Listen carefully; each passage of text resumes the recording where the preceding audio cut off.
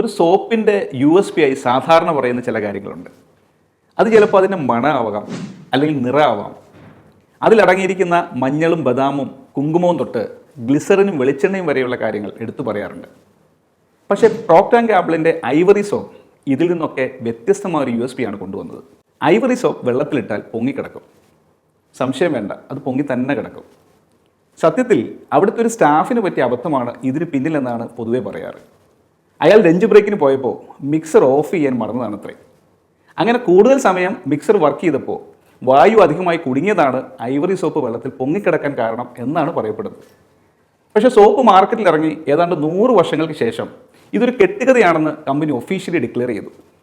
Procter and ഗാമ്പിളിൻ്റെ ഫൗണ്ടറും കെമിസ്റ്റുമായ Jameson ഗാമ്പിളാണ് ഇത്തരമൊരു formula കണ്ടുപിടിച്ചതെന്നാണ് company അവകാശപ്പെട്ടത്. പിന്നീട് വെള്ളത്തിൽ പൊങ്ങിക്കിടക്കാത്ത സാധാരണ സോപ്പുകളും പ്രോക്ടർ ആൻഡ് ഗാമ്പിൾ പുറത്തിറക്കി.